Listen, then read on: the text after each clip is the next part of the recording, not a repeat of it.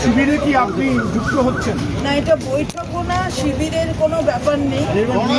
যদি আমি বিধানসভায় এসেছি, আমার কতগুলো যে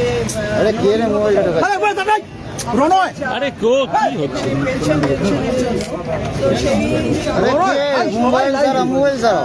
সেই নথিগুলো নিতে হয় কিংবা কি আমায় দিতে হবে সেটা জানতে হয়। আমাকে তো একটা ঘরে বসতে হবে, ঘরটা নিশ্চয়ই সরকার ঘরে গিয়ে বসবো না, লোকের ঘরে গিয়ে। এই মোবাইলটাকে ওই ধারে পিছিয়ে নাও। মন্তব্য করেছেন যে কালের নিয়ম আজকে কি আমরা ধরে নিতে পারি ঋতব্রত বন্দ্যোপাধ্যায়দের যে শিবির সেখানে আপনি না, আমি কালের নিয়মে চলতে হয় সকলকে, অন্য পথে যেতে হয় সেটা বলিনি, কিন্তু কালের নিয়মে যেখানে নিয়ে যায় পথ সেখানে যেতে হয়। কালের যাত্রার ধ্বনি শুনিতে কি পাও, তারই রথ নিত্যই উধাও। সুতরাং সেটা আমাদের মনে রাখতে হবে, সেটা যেখানে যেদিকে নিয়ে যাবে সময় বলে দেবে। আপনারাও দেখবেন, সবাই দেখবে, আমিও দেখবো, আমাকেও কাল কোথায় নিয়ে যাচ্ছে। নেতারা বলছেন আপনি গতকালের ঘটনার প্রসঙ্গ তুলেছেন, আপনি মর্মাহত সে কথাও বলেছেন, কিন্তু তারা অভিযোগ করছেন যে আপনি কেন তাদের বাধা দিলেন না। আমি কাকে বাধা দেবো? আমার কাছে আসেইনি তো, ওরা আমার কাছে আসেইনি। আমার কাছে ঢুকলে তবে তো বাধা দেবো যে এই ঘরে ঢুকো না। আমি কোথা থেকে বাধা দেবো? কাদের বাধা দেবো?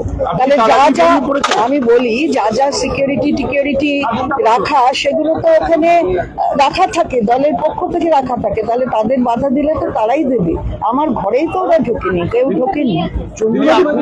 বলছেন যে আপনার যে মান অভিমান মমতা বন্দ্যোপাধ্যায়ের কথা যে আপনার মনঃক্ষুণ্ণ হয়েছেন, এই বিষয়গুলো আগে হতো না? কারণ আগে আপনার কাছে প্রচুর দপ্তর ছিল, আপনি বড় মন্ত্রিত্ব ছিলেন, সেই সময় ক্ষমতা ছিল, তখন আপনি আমি আবারও বলছি যে আমার নিশ্চয়ই লোকে দেখেছে যে আমার অনেক ক্ষমতা আছে, আমার অনেকগুলো দপ্তর, কিন্তু সেই দপ্তরে আমার নিজস্ব মতামত নিয়ে আমার দপ্তর কতটা চালাবার ক্ষমতা ছিল সেটা নিশ্চয়ই আমাদের শ্রদ্ধা মমতা ব্যানার্জি তিনি নিজেও জানেন, এবং এটা আমার বলার দরকার নেই। কুণাল বাবু কি বলছেন সেটা নিয়ে আমার মতামত প্রকাশের কোনো জায়গা নেই। বলা হচ্ছে যে গতকাল আপনি যেভাবে তৃণমূল ভবন ছেড়ে বেরিয়েছেন, সেই সময় আপনি দলের নেতাকর্মী, বিধায়ক বা দলের শীর্ষ নেতৃত্বকে যদি জানাতেন, তাহলে গোটা বিষয়টা তো অন্যরকম হতো। শীর্ষ নেতৃত্ব অর্থাৎ কারা যাদের বলছে, তারা কিন্তু ওখান থেকে আমাদের যে সহকর্মী ভাই ওখানে ছিলেন তাদের কুণাল বাবুদের জানিয়েছে, সেখান থেকেই জানিয়েছে। আমি তখন সামনেই ছিলাম, এবং আমি ওখানে বসা, যদি তা তড়িঘড়ি করে বেরিয়ে যাওয়া, এটা যেটা বলা হচ্ছে, আমি তড়িঘড়ি করে বেরোই না। আমি ওখানে যতক্ষণ প্রতিদিন থাকি, কালকে সেরকমই ছিলাম। আপনাদের অনেক সাংবাদিকও আমাকে দেখেছে, আমি ঘরে বসেছিলাম। আমি ওরা এসেছে বলে পালিয়ে চলে গেছি, তাড়াতাড়ি চলে গেছি তা কিন্তু। আপনি তার আগেই বেরিয়ে যান, আপনার নির্দিষ্ট সময় বেরিয়ে যান, তারপরে ওরা আসেন। আমি না, তারপরে এসেছে তা না, ওরা অন্য দিকে ছিল বোধহয়, আমার ঘরে আসেনি। আমি যে ঘরে, আমাদের অফিস ঘরটা, সেই ঘরে আসি। আমার কোনো, আবারও বলেছে, এক কথা দুবার বলতে হয় না, তুমি বুঝতেই পারো। আমি তো বাংলাই বলছি, কোনো ফরাসি বলছি না। তাহলে প্রশ্ন নয়। আমি যদি এখানে আমার কোনো কাজ করতে আসি, আমি কোথায় বসবো? নিশ্চয়ই সরকার পক্ষের ঘরে জায়গায় গিয়ে বসবো না, আমি তো বিরোধীদের জায়গায় গিয়েই বসবো। তো বিরোধী পক্ষের যে ঘর সেখানে গিয়ে বসবো, কিন্তু যোগদানের কোনো ব্যাপার নেই। চন্দ্রমাদি কুণাল ঘোষ বলছেন যে আপনার ছেলে সৌরভ, তিনি আগেই গিয়েছিলেন ঋতব্রত শিবিরে, এবার আপনি যাবেন সেই জন্যই করছেন। এর কোনো মানে নেই, এর কথার কোনো উত্তর হয় না। সৌরভ তো অনেক দিন আগে, বেশ কিছুদিন আগেই গেছে। কুণাল ঘোষ বিশ্বাস করবেন কি করবেন না তা নিয়ে আমার খুব একটা মাথা ব্যথা নেই, কিন্তু আমাদের অনেকেই জানে এবং অনেকেই বিশ্বাস করবেন হয়তো, এবং আমাদের এলাকায় গিয়ে, যেখানে আমি থাকি সেখানে গিয়ে ছেলেদের জিজ্ঞেস করলেও জানতে পারবেন। কুণাল বাবু যদি একটু খোঁজ খবর নেন তাহলে জানতে পারবেন। এর মধ্যে সৌরভ যে 22 তারিখে নভোটেলে গেছে, সেই নভোটেলে যাওয়ার পর থেকে আমি সৌরভের সাথে গতকালের আগে অবধি একটা কথা পলিটিক্স নিয়ে বলিনি। অর্থাৎ নভোটেলে কি আলোচনা হয়েছে, ওখানে কি হয়েছে, সেটা যেমন সৌরভকে আমি জিজ্ঞেস করিনি, তেমনি আমার ওখানে কি হয়েছে ভবনে না কালীঘাটে, তেমনি সৌরভকেও সেই কথা জানায়নি।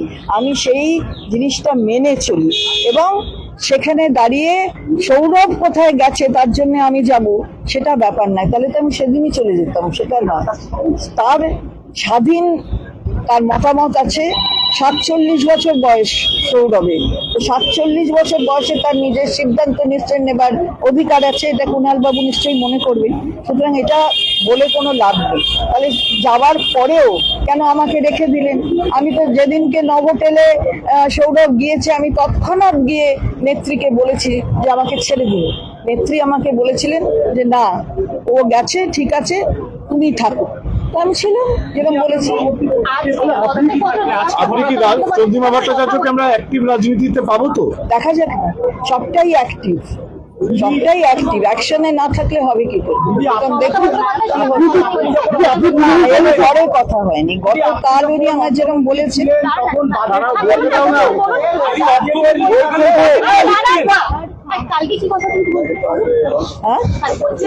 ওই যে গতকাল এই ঘটনাগুলোর পরে তিনি আমাকে ফোনে বলেছেন যে আমি হাতে তুলে দিলাম, মানে এই কিছু এমএলএরা যারা গেছিলেন তাদের হাতে আমি ভবনটা তুলে দিলাম। তো আমি ভবন তুলে দেবার কি?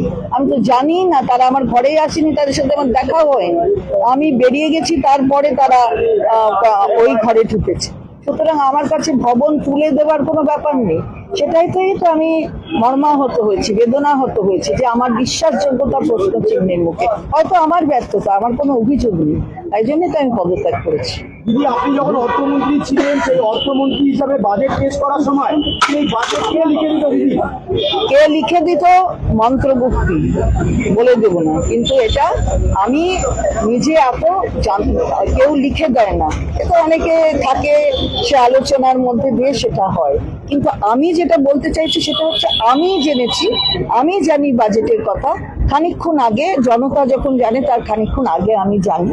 প্রেস থেকে নিয়ে যখন সিকিউরিটি দিয়ে পৌঁছে দেওয়া হয় মন্ত্রীর বাড়ি, সেই আধিকারিকরা সেই দায়িত্ব পালন করে প্রেস থেকে নিয়ে এসে সারা রাত্রির হয়, আপনারা জানেন ছাপাটা সারা রাত্রির হয়, তার কারণ এটার অনেক সিক্রেসি বজায় রাখতে হয়। সেই সিক্রেসি বজায় রাখার মধ্যে আমিও ওয়ান অফ দ্য পারসনস যে ও যার জানার কথা নয় আর কি। আমি যখন এসে দেয় আমাকে তখন আমি জানি, তার আগে জানি। আপনি কি তৃণমূল কংগ্রেসে আছেন এখন? ইনফরমেশন বা আপনি কি তৃণমূল কংগ্রেসে আছেন? আমি আবারও বলছি যে কোথায় কি আছি কি না আছি, আমি যেখানে ছিলাম সেখান থেকে আমি পদত্যাগ করেছি, সেই পদ থেকে, এবং যাবতীয় পদ থেকে পদত্যাগ করেছি। এমনকি যেগুলো ব্যাংকের আমি অথরাইজ সিগনেচারি ছিলাম, আমি সেই সমস্ত ব্যাংকের যেগুলো মানে তৃণমূল কংগ্রেসের, অল ইন্ডিয়া তৃণমূল কংগ্রেসের নামে ব্যাংক অ্যাকাউন্ট অথবা রিলেটেড ব্যাংক অ্যাকাউন্ট, আমি যার যার অথরাইজ সেক্রেটারি ছিলাম আমি সব থেকে রিজাইন করেছি। এবং ইসিআই এর কাছে আমি কন্ট্যাক্ট পার্সন ছিলাম, আমাদের মাননীয় মুখ্যমন্ত্রীর পক্ষ থেকে দলের আমি কন্ট্যাক্ট পার্সন ছিলাম, মাননীয় মুখ্যমন্ত্রী অর্থাৎ পূর্ব মুখ্যমন্ত্রী। তো সেই জায়গায় দাঁড়িয়ে ইসিআই এরও সেই জায়গা থেকে আমি নিজেকে বিদ্য করে নিয়েছি, সেটা আমি ইসিআই এর কাছে যথাসময় জানিয়ে। দলের সদস্যপদ আমার দলের সদস্যপদ গ্রহণ আর ছাড়ার ব্যাপার কোনো নেই। আমি দল স্টেটের পদ ছেড়েছি, এটাই ব্যাপার। এবারে দলের কি পদ রইলো না পদ রইলো, দলে রইলাম কি রইলাম না, আগে সময় যাবে, আমি তো বলেছি দেখেন। দিদি, একটা প্রশ্ন হচ্ছে যে এক এক করে আপনারা সকলে বেরিয়ে যাচ্ছে, তখন তৃণমূল কংগ্রেসের বর্তমান যে অবস্থা কালীঘাট তৃণমূলের ক্ষেত্রে, সেক্ষেত্রে মমতা বন্দ্যোপাধ্যায় কি কোনো দোষ ছিল যে কারণে আপনারা সকলে? না, আমি কারোর দোষ দেখি না। আমি এত বড় লিডার নই যে আমি মমতা বন্দ্যোপাধ্যায়ের দোষ করবো বা দেখবো। উনি আমায় বলেছেন, আমার দুঃখ লেগেছে যে আমার বিশ্বাসযোগ্যতা, আপনারা জানেন এখানে যে আমার আনুগত্য কি, আমার বিশ্বাসযোগ্যতা কি। এমনকি আপনাদের সাথে আমি রূঢ় ব্যবহার করেছি, আমি স্বীকার করছি যে আমি বলবো না মন্ত্রগুপ্তি আছে অথবা মমতা বন্দ্যোপাধ্যায়ের নির্দেশ ছাড়া বলবো না, এটা আপনারাও সবাই জানেন। আমি রূঢ় ব্যবহার করেছি, আপনাদের কাছে আমি ক্ষমা প্রার্থী তার জন্য। আপনাদের প্রশ্নের জবাব দিইনি, আমি যখন তখন আপনাদের প্রশ্নের জবাব দিতাম না। সেইখানে দাঁড়িয়ে আমার দুঃখ লেগেছে, হয়তো ব্যর্থতাটা আমারই হয়। গতকাল আপনি স্বাধীনভাবে কাজ করতে পারছিলেন? বাজেট তৈরি করতে পারছে না। আবার বলে দিয়েছে একবার তো শুনেছি। গতকালকে তৃণমূল ভবন ছেড়ে আপনি বেরিয়ে এসছেন, তারপর পদত্যাগ করলেন, আর কি আপনাকে তৃণমূল ভবনে দেখা যাবে? না কি করি, সে তো সম্ভব না, কারণ যেখানটায় আমার বিশ্বাসযোগ্যতা নেই আমি ভবনে যাবো কি?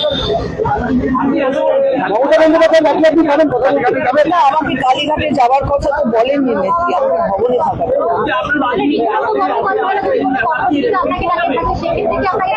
কখন থাকবে, যখন যাব, এরকম হাইপোথেটিক্যাল প্রশ্নের জবাব দেওয়া যায় না, তাহলে উত্তরগুলো হাইপোথেটিক্যাল হয়ে যাবে। আপনি আপনার পদত্যাগ করতে চেয়ারম্যান হিসেবে নয়, প্রাক্তন মুখ্যমন্ত্রী হিসেবে হ্যাঁ লিখেছি, তার কারণ হচ্ছে কি আছে না আছে তাই নিয়ে মামলা আছে, আমি এটা নিয়ে আর কনফিউশন ক্রিয়েট করবার জায়গায় যেতে চাইনি, কারণ এটা তো আমি আমার মনের ব্যথা ব্যক্ত করেছি।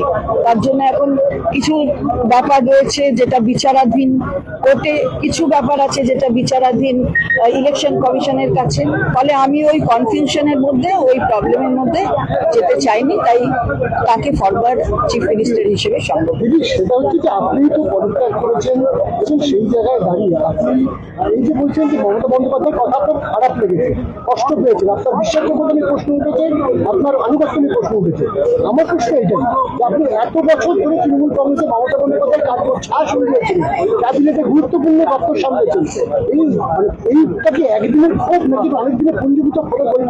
না, আছে পুঞ্জীভূত কিছু ক্ষোভ নয়, আমি তো আমারও তো বয়স হচ্ছে, ক্ষোভ মানুষের থাকতে পারে কিছুতে, কিন্তু সেগুলো কি করে প্রশমিত করতে হয়, এই সময়ের সাথে সাথে কিভাবে চলতে হয়, সেটা তো নিশ্চয়ই অভিজ্ঞতার ফলে আমাদের হয়ে থাকে, কিন্তু সবকিছুটা বিশ্বাসযোগ্যতাটা যখন প্রশ্নের মুখে থেকে যায় না, তখন আর সেখানে থাকা উচিত নয় বলে মনে হয়েছে, তাই